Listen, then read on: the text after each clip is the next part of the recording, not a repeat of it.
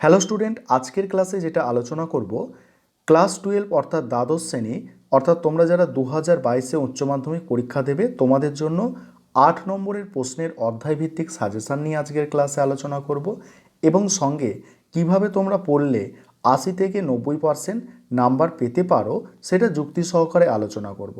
এবং তোমরা জানো যে মাধ্যমিক পরীক্ষার ইতিহাসের প্রশ্ন এবছর অর্থাৎ 2022 সালে খুব কঠিন হয়েছে। ঠিক আছে, তোমাদেরও যে খুব সহজ হবে এমন আশা করা কিন্তু যায় না। সুতরাং এখন থেকে নিজেদের তৈরি করতে হবে কিভাবে পড়াশোনাটা করবে। সাজেশান তো বড় প্রশ্নের দেব, এবার ছোট প্রশ্ন কোথা থেকে পড়বে কিভাবে পড়বে সেটাও তোমাদের আমি বলে দেবো আজকের ক্লাসে। প্রথমে তোমরা সিলেবাসটা বোঝো, কারণ পরীক্ষা দিতে গেলে আমাদের কিন্তু আগে সিলেবাসটা খুব জানা দরকার। তোমাদের টোটাল 5টা অধ্যায় এবছর পরীক্ষা হবে। অধ্যায় 1 পরীক্ষা হবে, অধ্যায় 2 পরীক্ষা হবে, আরেকবার দেখো, 5টা অধ্যায় তোমাদের পরীক্ষা হবে এবছর। অধ্যায় 1 পরীক্ষা হবে, অধ্যায় 3 অর্থাৎ 2 নম্বর অধ্যায় পরীক্ষা হবে না, 4, 5 এবং 6 এই কটা অধ্যায় তোমাদের পরীক্ষা হবে। ঠিক আছে, এই কটা অধ্যায় পরীক্ষার মধ্যে তোমাদের কিন্তু এই যে প্রথম 3টে অধ্যায় নিয়ে এই গ্রুপ 1 তৈরি হচ্ছে। ঠিক আছে, আর তারপরে দুটো অধ্যায় নিয়ে গ্রুপ 2 তৈরি হচ্ছে। এই গ্রুপ 1 থেকে তোমাদের টোটাল প্রশ্ন কিন্তু লিখতে হবে, মানে দুটো প্রশ্ন তোমাদের লিখতে হবে গ্রুপ 1 থেকে, এবং গ্রুপ 2 থেকেও দুটো প্রশ্ন লিখতে হবে, আর যে কোনো গ্রুপ থেকে একটা প্রশ্ন লিখতে হবে, অর্থাৎ মোট তোমাদের কিন্তু 5টা বড় প্রশ্ন লিখতে হয়। এই গেল তোমাদের সিলেবাসের ব্যাপার। এবারে শেষে আসবো যে কিভাবে তোমরা ভালো নম্বর পেতে পারবে। আগে তোমরা সাজেশানটা দেখে নাও, অর্থাৎ বড় প্রশ্ন যেগুলো আমি সাজেশান দিয়েছি তোমরা দেখে নাও। আর এছাড়া তোমাদের যদি আরও কোনো প্রশ্ন মনে হয় যে ইম্পর্টেন্ট আছে স্যার খুবই কোনো অধ্যায় থেকে, তোমরা কিন্তু নিচে কমেন্ট বক্সে কমেন্ট করে লিখে দেবে। সেক্ষেত্রে সমস্ত ছাত্রছাত্রী সেই প্রশ্নটা কিন্তু সম্পর্কে জানতে পারবে। যাই হোক, ইতিহাস সাবজেক্ট এমনই সাবজেক্ট সেখানে কিন্তু প্রশ্নর কোনো শেষ নেই, কিন্তু সাজেশান যখন করা হয় সেক্ষেত্রে কিন্তু একটা লিমিটেশন থাকে, অর্থাৎ সাজেশান মানে কিন্তু পুরো সিলেবাস নয়, ঠিক আছে, বা পুরো বইটা নয়। সেক্ষেত্রে টিচারের অভিজ্ঞতা অনুযায়ী কয়েকটা প্রশ্ন সেখানে বেছে দেওয়া হয়। আমি যে প্রশ্নগুলো বেছে দিয়েছি তোমাদের জন্য বা রেখেছি বেছে দেখো, প্রথম অধ্যায় থেকে আমি 3টে প্রশ্ন তোমাদের জন্য বেছেছি।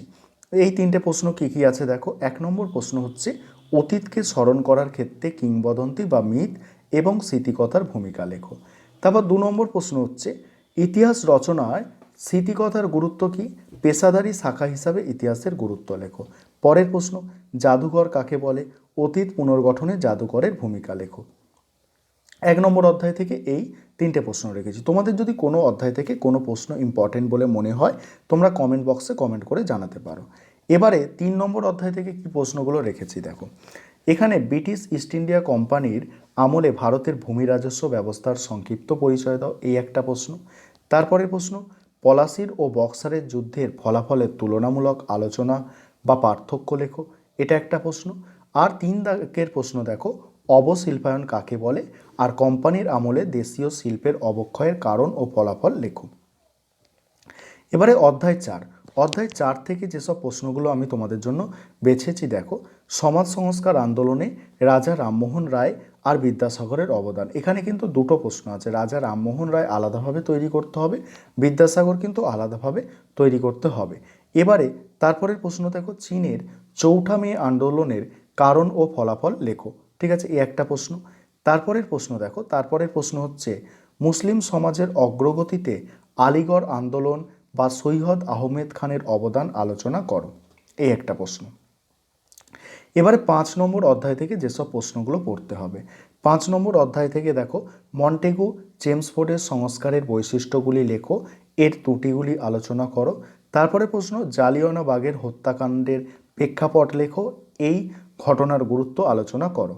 তারপরের প্রশ্ন রাওলাট আইনের উদ্দেশ্য ও শর্তগুলি লেখো, গান্ধীজি কেন এই আইনের বিরোধিতা করেছিলেন। এবারে 6 নম্বর অধ্যায় থেকে যেসব প্রশ্নগুলো তোমাদের জন্য আমি বেছে রেখেছি এখান থেকেও 3টে প্রশ্নই রেখেছি। 1 নম্বর প্রশ্ন দেখো ভারতের স্বাধীনতা আন্দোলনে আজাদ হিন্দ বাহিনী বা সুভাষচন্দ্র বসুর অবদান লেখো। পরের প্রশ্ন হোচি মিন এর নেতৃত্বে ভিয়েতনামের মুক্তি যুদ্ধের একটি সংক্ষিপ্ত বিবরণ দাও। তারপরের প্রশ্ন কোন পরিস্থিতিতে কিপস মিশন ভারতে আসে, কিপস মিশনের ব্যর্থতা ও প্রভাব আলোচনা করো। এই কটা প্রশ্ন তোমাদের সাজেশন হিসাবে আমি রেখেছি। আবারও বলছি, কোনো প্রশ্ন যদি তোমাদের মনে হয় যে খুব গুরুত্বপূর্ণ, তাহলে কমেন্ট বক্সে কমেন্ট করে অবশ্যই জানাবে। এবারে কথা হচ্ছে যে কিভাবে তোমরা ভালো নম্বর পাবে, অর্থাৎ এই যে কটা দিন টাইম আছে তোমরা কিভাবে নিজেদেরকে তৈরি করবে।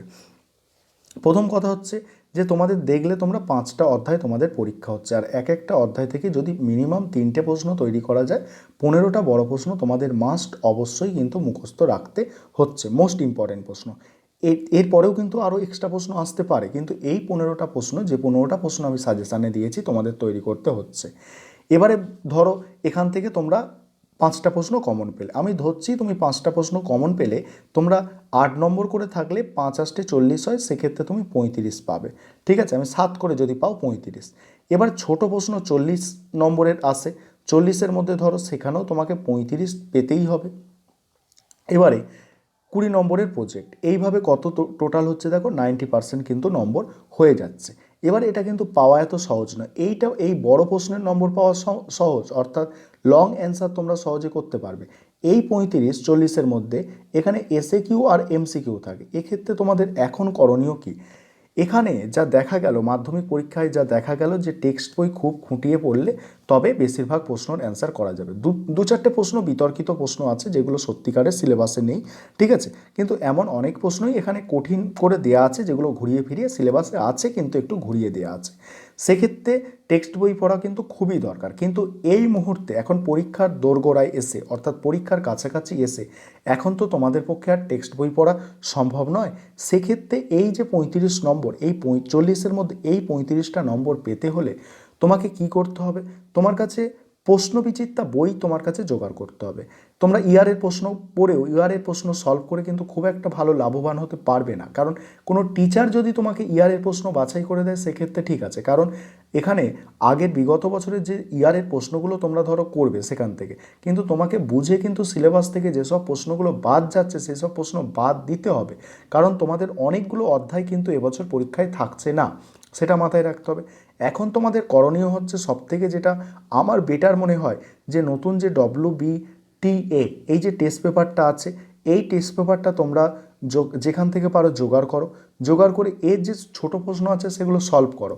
আর এখানের এমসিকিউর অ্যান্সারগুলো বইয়ের পেছন দিকেই করা আছে, ঠিক আছে, সেক্ষেত্রে তোমরা এমসিকিউগুলো করতে সুবিধে হবে। প্রত্যেকটা সেটে যদি এমসিকিউ করে নাও, ওখান থেকে যদি 20টাও অন্তত কমন পেয়ে যাও বা 15টাও অন্তত কমন পাও, সেক্ষেত্রে কিন্তু অনেক। আর তারপরে পারলে কি করবে, তারপরে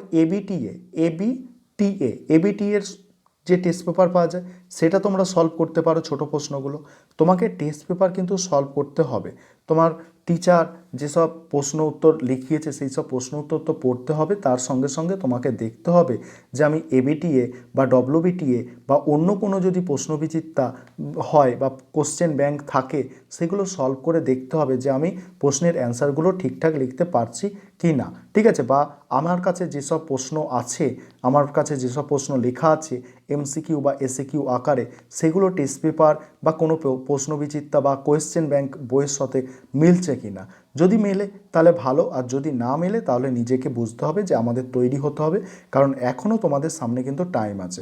তোমরা ছোট প্রশ্নের ওপরে গুরুত্ব দাও, বড় প্রশ্ন দেখবে এই 35 নাম্বার তোমরা পেয়ে যাবে, কারণ এখানে তোমরা যদি পড়তে পারো তাহলে কমন পেয়ে যাবে। কিন্তু এখানে 35 নম্বর কমন বর্তমানে দেখা যাচ্ছে যে প্রশ্ন যদি একটু ঘুরিয়ে আসে, সেক্ষেত্রে অত্যাধিক প্রশ্ন কিন্তু প্র্যাকটিস করতে হবে। যত প্র্যাকটিস করবে তত তোমাদের কাছে সিলেবাসটা কিন্তু সহজ মনে হবে। আর তোমাদের বলবো শেষে যে তোমরা বড় প্রশ্ন একটা 30 মিনিটের মধ্যে লেখার চেষ্টা করো। 30 মিনিটের মধ্যে যদি লিখতে পারো তাহলে 5টা তোমাদের বড় প্রশ্ন লিখতে হয়। 5 6 কত হচ্ছে 300, দেখো 5 6 কত, না সরি, দেখো একটা যদি 30 মিনিট হয়, 5টা প্রশ্ন কত হবে, 2.5 ঘন্টা, অর্থাৎ 2 ঘন্টা 30 মিনিট তোমার টাইম লেগে যাবে 5টা প্রশ্ন লিখতে। আর তোমার টাইম থাকছে কত, 45 মিনিট। 45 মিনিটের মধ্যে 15 মিনিট প্রশ্ন পড়তে হবে, আর 30 মিনিট টাইম থাকবে ছোট প্রশ্নের অ্যান্সার লেখার জন্য। 40টা ছোট প্রশ্নের অ্যান্সার লেখার জন্য এই 30 মিনিট টাইম। তাহলে বুঝতেই পারছো যে লেখাটা অভ্যাস করা কতটা দরকার আছে।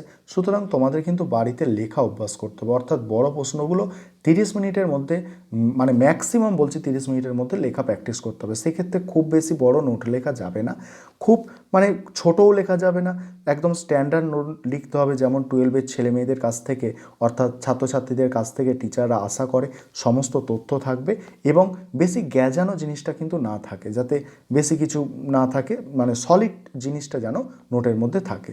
এটুকুই তোমাদের বলার ছিল। যদি ভিডিওটা ভালো লেগে থাকে তবে লাইক করবে, আর যদি মনে হয় যে সাবস্ক্রাইব করে চ্যানেলের সাথে যুক্ত হতে চাও তাহলে তোমরা সাবস্ক্রাইব করে নিতে পারো চ্যানেলটাকে, ঠিক আছে। আর পারলে একটু ফ্রেন্ডের সাথে বা বন্ধু বান্ধবদের সাথে শেয়ার করে দিতে পারো।